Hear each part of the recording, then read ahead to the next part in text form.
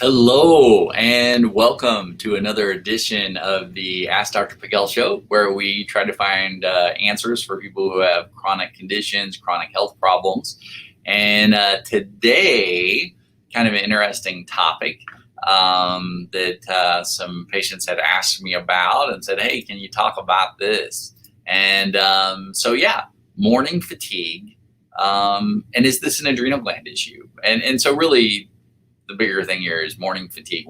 You know, if you wake up in the morning, or you try to wake up in the morning, or your alarm goes off, are you someone who, you gotta keep pressing the alarm, groggy in the morning? You feel like a bear coming out of hibernation. I mean, you're just dragging in the morning, and the first thing you have to do in the morning is you got to get your stimulant. You got to get your coffee, your tea, something to get something in you to wake you up, or otherwise that morning's not going to work.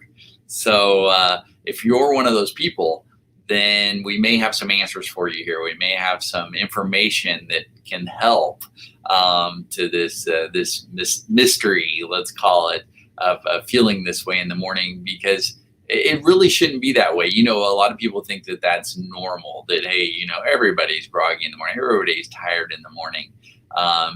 It's hard to get up. I would say it is a problem for a lot of people, but the word there is problem. It's a problem. It's not normal. And there's a reason, and we'll talk about that, because if that's all you've ever known, then, hey, it is the normal, and you think, hey, everybody's probably like that. But should it be that way? Well, probably not. Otherwise, I don't know if you've ever talked to anybody that pops out of bed and says, hey, I feel good in the morning, I'm ready to get up. Is that the way it should be? Probably so. So we're gonna dive into this and find out more, and some things to help you if you kind of are that slow starter in the morning and you need that morning energy. So let's kind of dive right in here. The thing too that we've got to talk about is when this is occurring, because it really is a problem. It's not normal. It usually isn't just an issue of, hey, I have a hard time getting up in the morning, and some people are just that way. There's usually something behind the scenes. There's usually something already going on with your health to lead to issues like this. And I would say that many, even a high majority of our patients have this type of issue. And of course, a lot of those people have chronic health issues, autoimmune issues. So again, they're more susceptible to this, which again, we'll talk about why here in a minute too. But it's important to understand, if you have this, and you may have other things going on. You usually have other things going on, and you might need to get that checked out. Now, again, if you go get it checked out, let's say you go into your doctor and you say, hey, I'm tired in the morning. And the doctor may say, so am I. I drink my coffee in the morning. Well, the thing is from a medical standpoint, this is not a problem. This is not a major disease process. So, and the only tools in their toolbox they could potentially offer you from a conventional medical standpoint is maybe a stimulant. They'll say, hey, maybe you should do more coffee or tea or not really. They're hopefully not going to say some of those things.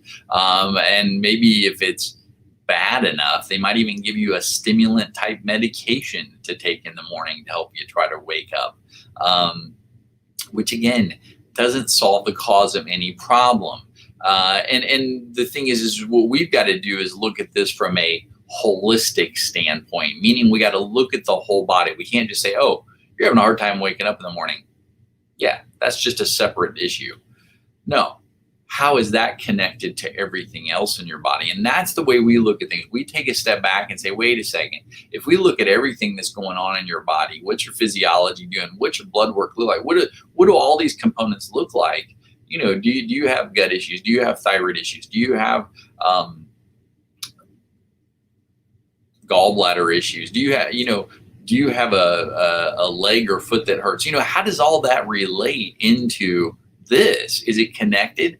Absolutely. It typically is. Absolutely. So the thing is things when they occur in the body don't just They aren't, no body part, no organ, no system is an island in our body. Now, the thing is in conventional medicine, it has become very specialized to the point, you'll go to your cardiologist for your heart. And if you tell them, hey, I'm having headaches, they're going to send you to the neurologist. And if you say to them, hey, I'm having gut issues, they're going to send you to the gastroenterologist. And each one of them will look at those specifically, but none of them will connect the dots. So let's get back to our topic here. But the idea here is we've got to look at even this problem from a holistic standpoint. We can't just say, hey, it's just this, you need some stimulant. We've got to look at the whole picture, or otherwise people could have this problem and never really get better. They could try something or take something or drink something. It may make them feel better temporarily, but it doesn't solve the underlying causative issue that led to this or cause it or is causing it. All right, so let's get to work here, get some information to you. All right, so why is the body needing these stimulants? That's what we have to kind of question, and is this an adrenal issue? Well, the adrenal glands typically play a part. In fact, let's kind of, what? There we go. Okay. So let's draw this little graph here. So our adrenal glands make a hormone called cortisol. All right. Now, cortisol, let's do this. Okay, so cortisol should be the highest in the morning. So here's our morning time. Here's our morning cortisol. It should be the highest in the morning, and then as the day goes by, it can just drop. So this would be morning, noon, evening, and midnight. Okay, so we need it to follow a rhythm. We need it to kind of drop like this. And so cortisol, pretty important. What does cortisol do? Cortisol is a hormone that's released by our adrenal glands, and this hormone takes stored blood sugar out of your liver, out of your muscles. It's this extra blood sugar to help us to, especially in the morning, to help us to feed our brain, to help us to pop out of bed. So just think about it. You haven't eaten since dinner the previous night, and you've gone all night, and then first thing in the morning, is our blood sugar going to be extremely low? Maybe, but it shouldn't be. The thing is during the night, we're going to see this too, because during the night, what happens is this rises again. So we get this curve pattern. And what is that called? This is called our circadian rhythm. Everybody has this or tries to have this. So this circadian rhythm is our sleep-wake cycle. This is how the body does it. Because what's the other hormone that counters cortisol, that when cortisol drops, it rises? Does anybody know? Raise your hand. All right. So this other hormone that, that rises is called melatonin. And you've probably heard of that. Some people take it as a supplement to try to help sleep. And also melatonin does a lot of other things. Melatonin is pretty interesting. It is a hormone. It can, of course, help with sleep. It's made in what's called the pineal gland of your brain. It's also really important for your immune system. It's pretty neat stuff, melatonin. But in this scenario, what we're talking about is as cortisol drops, melatonin rises. So melatonin, again, helps us to kind of get into that sleep cycle. All right. But then first thing in the morning, and I kind of ignore some of that because it's not, that melatonin line is going to change a little more here. But first thing in the morning, right here, cortisol should be at its highest. Now, what happens in the morning? Or even in these early morning hours. When I say morning, that's any time after midnight. So morning, cortisol's rising, highest point first thing in the morning, and that should help us to pop out of bed and have energy and get blood sugar to our brain, because suddenly we get this big rush of blood sugar to our brain wakes up. That's what should occur. Now, what happens in most people, or not, let's not even say most people, let's say what happens in many people who have chronic health conditions, autoimmune conditions, a few other conditions that we won't get into, is their circadian rhythm looks like this, or their circadian rhythm looks like this, or their circadian rhythm looks like this. So none of those scenarios are good. This might be that my morning energy's low, but by the time it hits, I don't know why it logs me out there. Okay, I'm having a little technical issue here. Sorry, guys. There we go. Okay, so this would be like first thing in the morning, I'm groggy. Middle of the day, maybe noontime, I start to get a little pep, a little energy, and then go the rest of the day fine. This scenario could be no energy all day long, no matter what. Just tired pretty much all day long.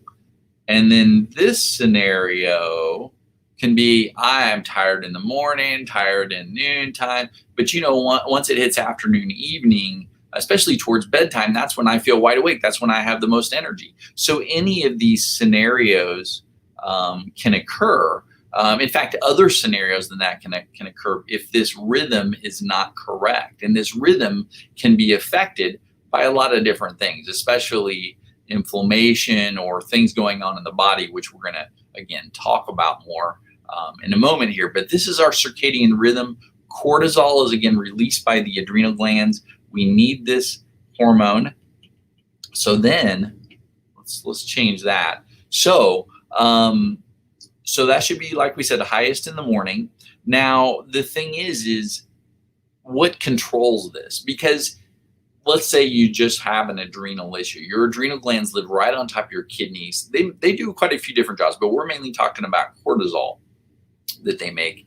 And sometimes the adrenal glands themselves can have issues. Your adrenal glands, so people's adrenal gland, well, and sometimes everything is blamed on the adrenal glands, and that's just not true. The adrenal glands are a potential factor and can be a part of a problem, but they aren't usually the only problem. And sometimes they're not even the problem. Sometimes it's other things that we're going to, again, go into here in a minute. But the adrenal glands, everybody has adrenal stress. Everybody's adrenal glands are under stress. I mean, we've got physical stresses occurring on us daily, emotional stresses, chemical stresses. We've got all these things that impact us on a daily basis. And especially if you have health issues, chronic conditions, autoimmune conditions, your adrenal glands are going to have a harder time. And there's other areas that are going to have a harder time too, that are kind of the bosses of those adrenal glands. So when we think of the adrenal glands, think of them more as the factory. They are the factory that makes the cortisol. So we've got our adrenal glands. They look like, they're kind of like little triangles that sit on top of our kidneys. All right, so now up at the top, everybody has one of these. This is the brain. So in the brain, there are different areas of the brain. Remember, we have our, let's just divide it this way. We have our frontal lobe, our parietal lobe, our occipital lobe, which is our visual cortex, and our temporal lobe. This temporal lobe is what is going to be important here. So this temporal lobe of the brain, especially the deeper area of the temporal lobe, it's called the medial temporal lobe, which is kind of the very deepest part of it, is an area of the brain called the hippocampus.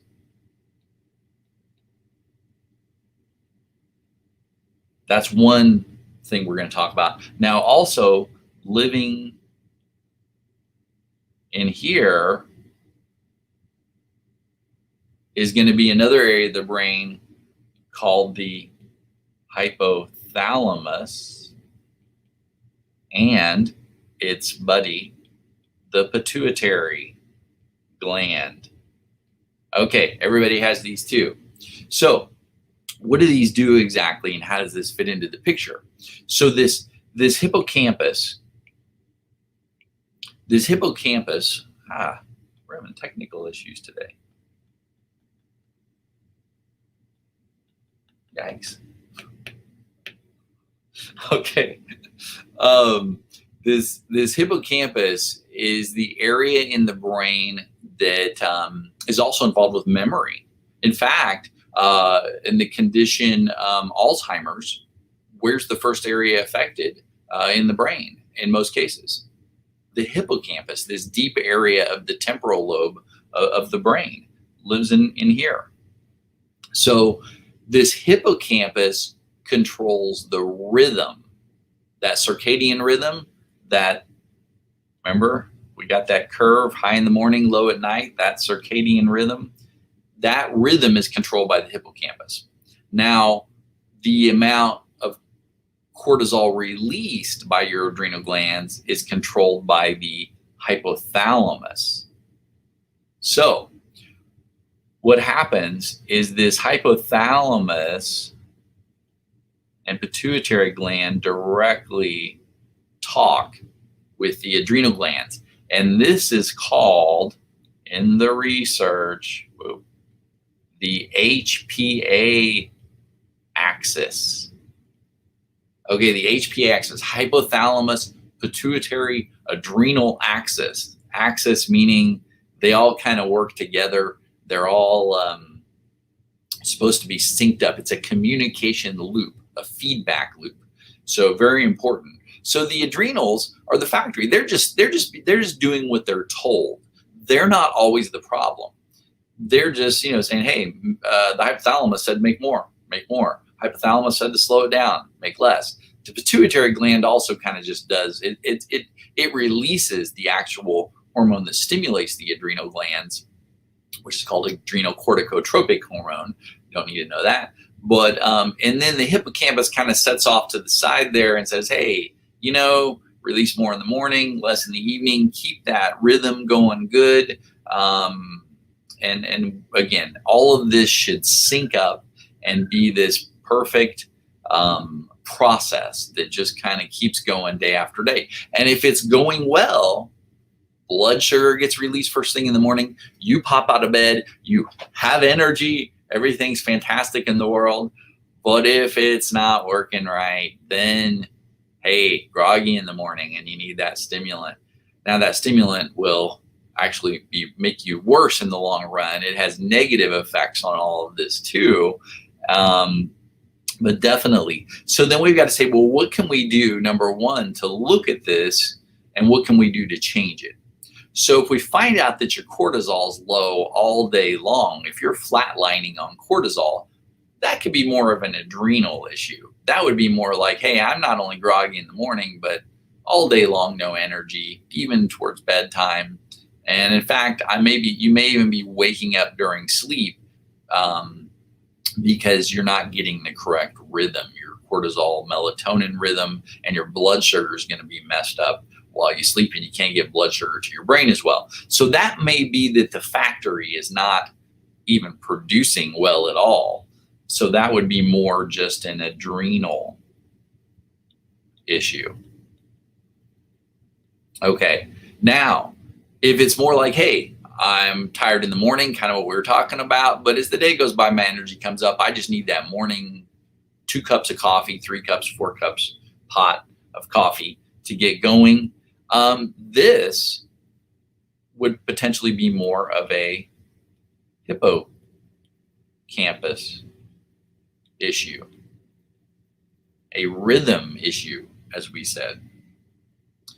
And then if we kind of have both going on and we have a really crazy rhythm and production, we also have to think of that hypothalamus and pituitary.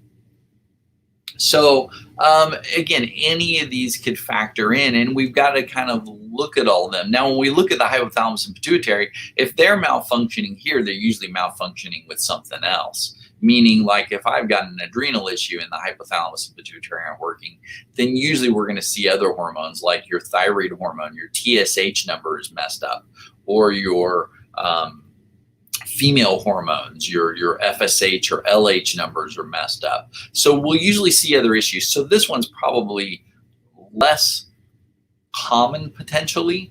It's usually more of the adrenal or hippocampal issue.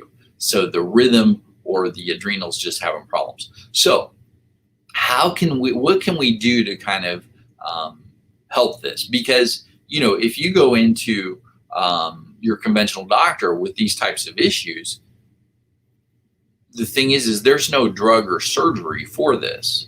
There's no drug or surgery that fixes the circadian rhythm.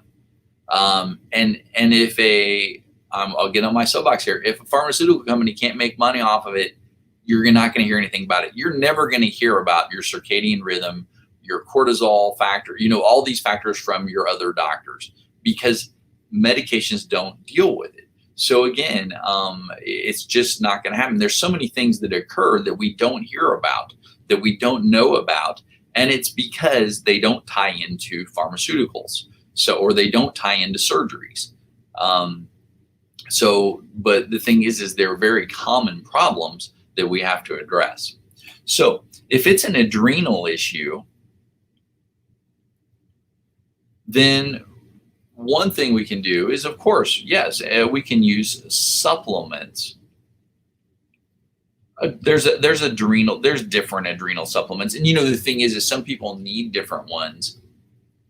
There's quite a variety of supplements for the adrenals out there, and some of them, all of them, they should be based on what's going on in your body. Some people need more of what are called adaptogens. Some people need more of like an adrenal glandular to help rebuild their adrenals. Some people need just certain herbs and botanicals to stimulate the adrenals. Now, one thing that can be used with this that I like to often, because we're trying to help get the cortisol level up. So a supplement potentially that contains licorice root.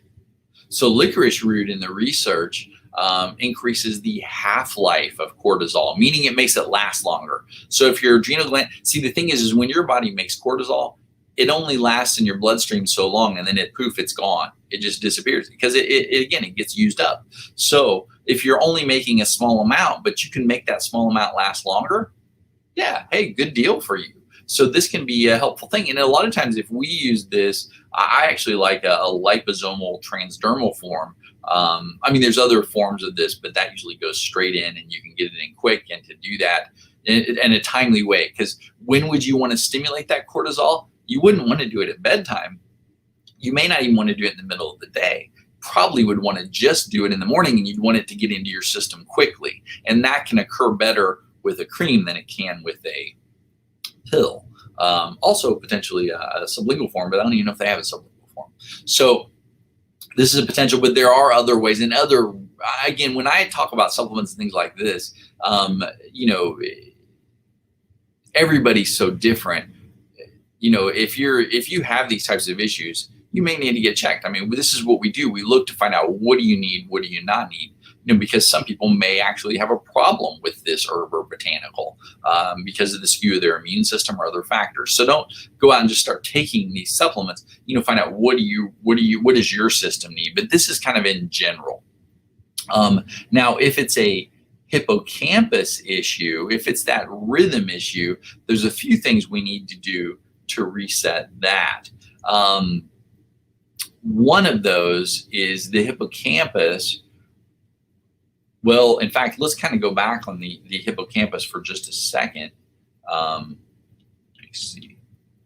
The hippocampus, remember that it's that area of the temporal lobe of your brain. It regulates the rhythm. And one thing is high cortisol levels are toxic to it. So when do people usually have high cortisol levels? when stress is high. So when stress goes high, the adrenal glands produce extra cortisol. Cortisol is anti-inflammatory. And again, the problem is this same area that regulates the rhythm also is susceptible to cortisol. Cortisol is toxic to it. So the same area that helps regulate is cortisol can be toxic to and break it down. Not a good thing to happen there. So if you've had chronic high stress in your life or high stress moments, and you have these symptoms now where maybe you didn't have them in the past, yeah, that was due to these toxic cortisol levels over a period of time, potentially. So we got to do a few things. Now, one thing that's been shown in the research to kind of help that hippocampus is phosphatidylserine. And this is a supplement. Phosphatidylserine, very good for that hippocampus. And another one too from a past video we've talked about that's good for this area is anything that increases acetylcholine. I'm not going to write that one down because we're kind of talking about a different issue here. And then also with this increasing circulation. So we would want to do things that increase nitric oxide in the body.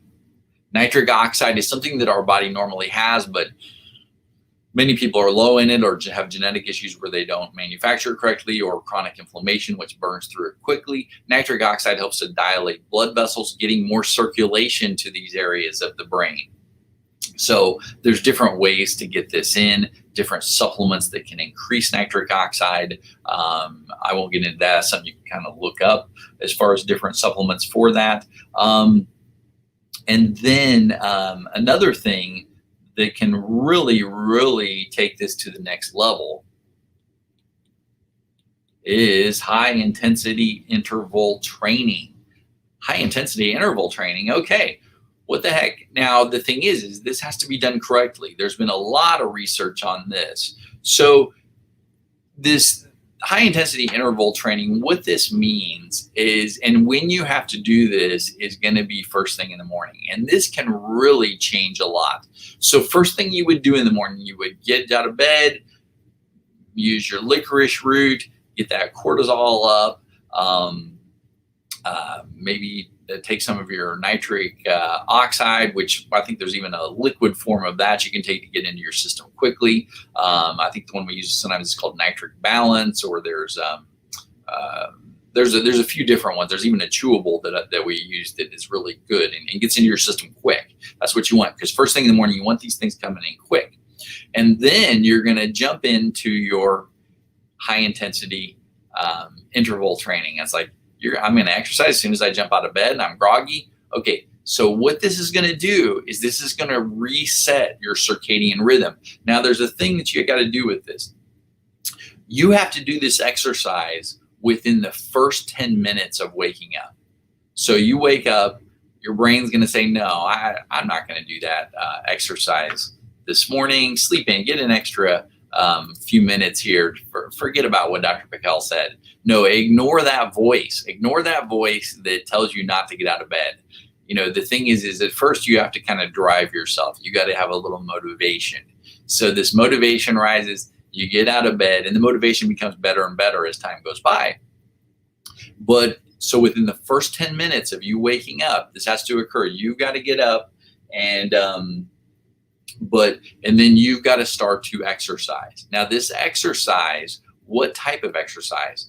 This could be jumping jacks, sit-ups, push-ups, anything repetitive there. And the thing is these are all just easy, simple exercises. I mean, again, if your joints can handle it. If your joints can't handle things like this, there may be some other types of exercises that you'll have to do, and we can talk more about that. But optimally, you want something that's aerobic that you can do. You know, if you get in and start doing those jumping jacks, get those in. Now, again, this is only for 5 minutes, 5-minute limit, or to the point of exhaustion, whichever kind of comes first, and it will get better and better as time goes by. So the first times you do this, don't go the full 5 minutes. Start off with 1 minute, maybe 2 minutes. start off slow that first week even, but eventually work your way up to 5 minutes. And as you do that repetitively within the first 10 minutes of waking for 5 minutes, the research has shown this will start to reset that circadian rhythm. Your brain will start to convert that, increase the cortisol production and get your circadian rhythm correct, because your brain's like, what the heck is going on here? They're all of a sudden wanting to increase activity. We just woke up. What? It's going to be a shock to your system at first, probably, but it will become less of a shock and it'll become therapeutic at a point. And then you should start to notice, hey, I'm waking up in the morning. I'm feeling the less need for stimulants in the morning. I've gone down from 3 cups of coffee to 1, or I've gone down from 1 cup of coffee to I don't even feel like I need a cup. So, and some people just, of course, drink coffee out of enjoyment, or it's a warm liquid. Well, but the thing is, though, is at this point in life, do you need it? Is it something that you need or that you depend on? And do you have other health conditions going on? If you're a person that just you're healthy otherwise, and you just like your coffee in the morning, hey, do what you want. But the thing is I'm talking more about people who have health issues, and this is a factor in their life, and their mornings are really horrible. So if that's you, then this could be a big thing that could potentially help you reset that circadian rhythm. Another factor that we saw in another video recently too was some more recent research on fasting, where people did intermittent fasting, where they ate before the sun rose and they ate after the sun went down. And those are the only times they ate. And this, over a 30-day period, also reset that circadian rhythm. We're trying to reset that rhythm and get it going in the right direction. So you wake up in the morning, you have energy, and you fall asleep at night, and you sleep through the night. So again, these are things that can help to do that and repair that cycle. Okay, I hope everybody enjoyed today and got some good information out of this. I want to go over a few questions here that some people are asking. Yes, absolutely. There's a question: can thyroid issues cause low energy in the morning? Absolutely, can be a factor. And here's the thing: is when your thyroid's not working, the adrenals tend to have to work overtime. Now, also, if the adrenal glands aren't working, sometimes that makes the thyroid work harder too. Yeah, and probably 90% of my patients who have thyroid issues, especially Hashimoto's, are going to have problems with this. So yeah, so getting but figuring out, what's going on with the thyroid is a big key. And oftentimes it's not that the thyroid needs more hormone. Oftentimes it's that the immune system and inflammation are playing a role in the way thyroid hormones function in the rest of the system, because your thyroid can make the hormone or not make the hormone, or you take thyroid hormone, but is it getting to your cells? Is that pathway clear? And of course, another comment by the same person: stress. Yeah, stress is not good. Makes a big factor. Yes, do the jumping jacks, Julianne. Excellent. Yes, and fasting, good. Again, fasting on a certain schedule can make the difference there. That's why that one study was good. Good questions. I appreciate that. Yeah. So, and a shout out to Miriam, a shout out to Shelly. All right. I hope everybody enjoyed today, and do share us or share this information on Facebook, YouTube, Twitter, all these. Give us the thumbs up or the little heart, and definitely follow us and get this information out. All right. Well, I appreciate everybody watching. Have a wonderful day, and God bless.